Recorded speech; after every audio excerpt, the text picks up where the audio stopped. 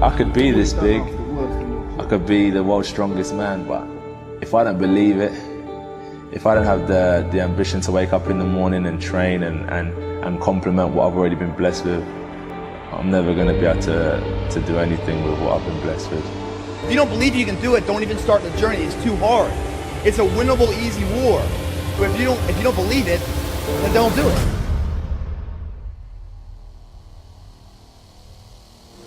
Be patient. Chill out, man. Keep it cool, dude. Just be patient, man. Man, your time coming, champ. My time now, man. Man, just be patient. It's coming, man.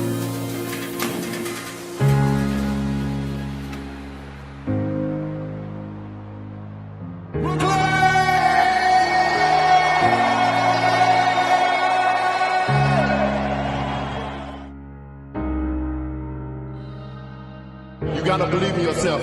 Like I said, if you speak it, believe it, you'll receive it, baby. Just like that. Your mind is very powerful. The universe is very powerful. Speak things into it. It'll come to you, baby. You speak it, believe it, receive it. Speak it, believe it, receive it. Speak it, believe it, receive it.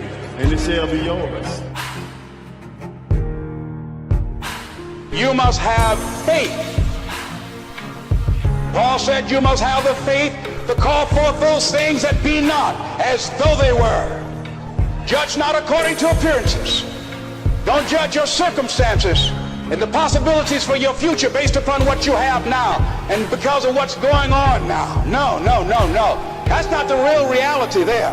What you're going through, if you're going through some hard times, it has not come to stay, it has come to pass.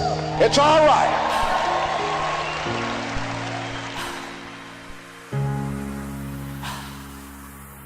Don't be afraid to think outside the box. Don't be afraid to fail big, to dream big. But remember, dreams without goals are just dreams. Whatever it is you want to do, you can have. So claim it. Work hard to get it. When you get it, reach back. Pull someone else up. Each one, teach one. But Abelcare, today is not about me. Today is about you. I know what it feels like to sit on a bench. I know what it feels like to get knocked down. I know what it feels like to have a hope and a dream. And nobody believes in it but a few people. But here's what I know. I found that nothing in life is worthwhile unless you take risks. Nothing. Nelson Mandela said, "There is no passion to be found playing small and settling for a life that's less than the one you're capable of living."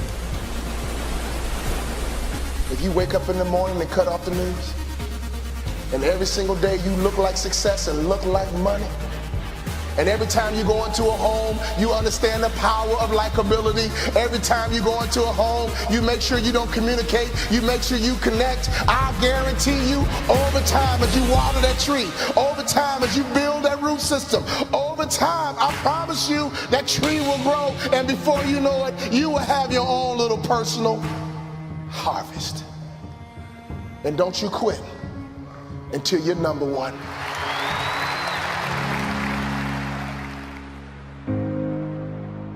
I will fail my way to success. See, 8 out of 10 millionaires have been financially bankrupt. 85% of people allow their fear of failure to outweigh their desire to succeed.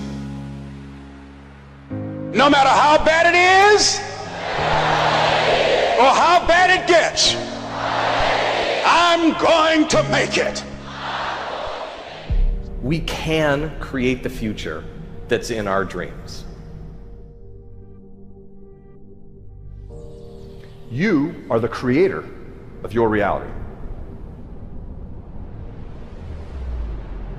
I think it's not just how good you are now, I think it's how good you're gonna be that really matters. 1962, at Rice University, JFK told the country about a dream he had. A dream to put a person on the moon by the end of the decade, the eponymous moonshot. No one knew if it was possible to do, but he made sure a plan was put in place to do it if it was possible. That's how great dreams are. Great dreams aren't just visions. They're visions coupled to strategies for making them real. And I think the word discipline has kind of gotten a bad name. We think about it in terms of punishment. I'm not talking about discipline in that way. I'm talking about discipline in the sense that you forego immediate pleasure for the exchange of long-term self-respect. If you want to be happy, you have to love yourself, which means you have to discipline your behavior. The road to sustained happiness is through disciplining your behavior. Easy choices, hard life. Hard choices, easy life. The hard choices, what we most fear doing, asking, saying, these are very often exactly what we most need to do. And the biggest challenges and problems we face will never be solved with comfortable conversations, whether it's in your own head or with other people. Most people stop at the suffering. But if you keep going, you will succeed. There are numerous problems in making it on your own. You don't recognize the issues that are standing in your way, or if you do, you don't necessarily know how to fix them. And the result is that somewhere along the way, you stop improving. We're so afraid of the future when the only thing that should scare us is repeating the past. It takes a high level of psychological courage to admit when we're in the wrong thing. Because it'd be easy for us to be vulnerable and say, well, I'm so stupid, I can't believe I spent so many years here. But a habit that high performers had was they quit the wrong things, and they quit it fast. And it wasn't because they're quitters, it's because they were focused on that which really matters. Hey Will, I want to be an actor, man. I want to be an actor just like you. 99% of people that say stuff like that are not willing to do what it takes to make their dreams come true. The Marines have a saying, everybody wants to go to heaven, but nobody wants to die. And that's just real. At the center of bringing any dream into fruition is self-discipline. You know, something as simple as food and eating. It's not about your body as much as it is about your mind. It's getting command of your mind to be able to choose actions that are in your own best interest. Every day, we are choosing shit that's not in our own best interest, right? So if the world is attacking you and the world wants to fight you and the world's trying to hold you down, so you're gonna kick yourself in the balls? So you're gonna stop yourself from getting what you dream.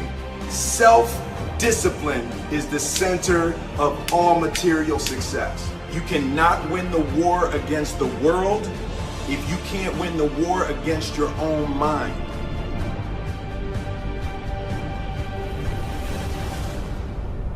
The road to power is in taking responsibility. Your heart, your life, your happiness is your responsibility and your responsibility alone.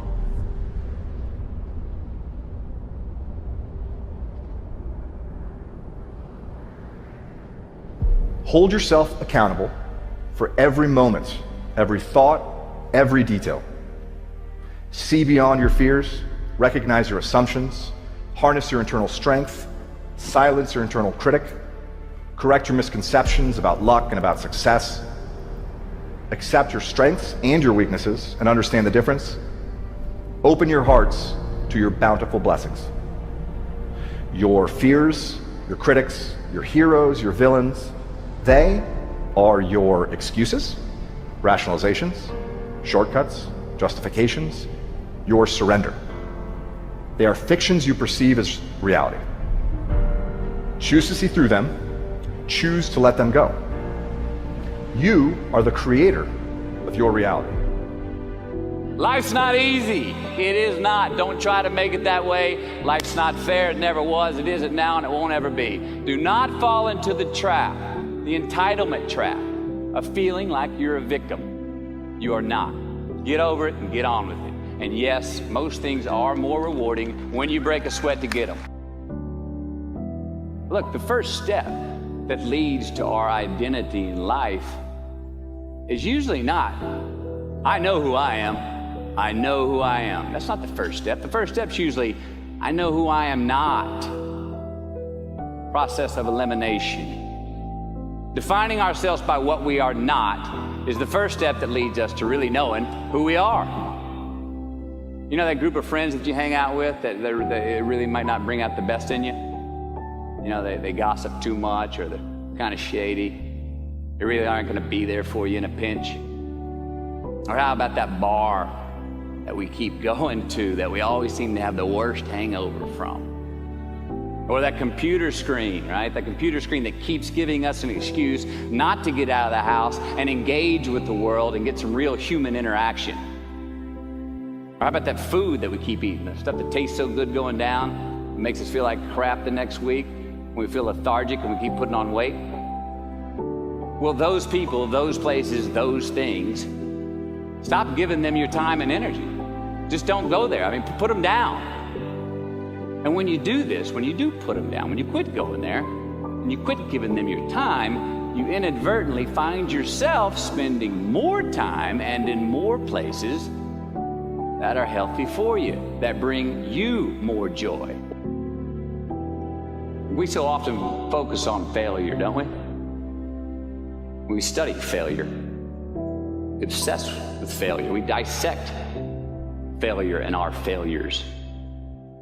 We dissect them so much we end up intoxicated with them to the point of disillusion. I mean, when do we write in our diary? Usually when we're depressed. What do we gossip about? Other people's flaws and limitations. I mean, we can dissect ourselves into self-loathing if we're not careful. I find that most of the times our obsession with what is wrong just ends up breeding more wrong, more failure. Now, the easiest way to dissect success is through gratitude. Giving thanks for that which we do have, for what is working. Appreciating the simple things we sometimes take for granted. We give thanks for these things, and that gratitude reciprocates, creating more to be thankful for. It's really simple, and it works. Define success for yourself. Define success for yourself. Now check this out. I'm in south of New Orleans a few years ago, and I went to a voodoo shop. And they had this wooden partition against the wall with these columns. And in these columns were all these vials of these magic potions, right? And the headings above each potion defining what they would give you were things like fertility, health, family, legal help, energy, forgiveness, money. Guess which column was empty? Money. Let's admit it. Money is king today. It's what makes the world go round. It is success. The more we have, the more successful we are, right? Now, I would argue that our cultural values have even been financialized. Humility is not in vogue anymore. It's too passive. It's a get-rich-quick on the internet, richest 15 minutes of fame world that we live in, and we see it every day. But we all want to succeed, right? So the question that we got to ask ourselves is what success is to us, what success is to you. Is it more money? That's fine. I got nothing against money. Maybe it's a healthy family. Maybe it's a happy marriage. Maybe it's to help others, to be famous, to be spiritually sound, to leave the world a little bit better place than you found it. Continue to ask yourself that question. Now, your answer may change over time, and that's fine. But do yourself this favor. Whatever your answer is, don't choose anything that will jeopardize your soul. Prioritize who you are, who you want to be, and don't spend time with anything that antagonizes your character. Don't drink the Kool-Aid, man. It tastes sweet, but you will get cavities tomorrow, all right? Life is not a popularity contest. Be brave, take the hill, but first answer that question, what's my hill? So first, we have to define success for ourselves. And then we have to put in the work to maintain it. Take that daily tally. Tend our garden. Keep the things that are important to us in good shape. I mean, let's admit it. We've all got two wolves in us. A good one and a bad one. And they both want to eat. Best I can tell, we just got to feed that good one a little more than the other one.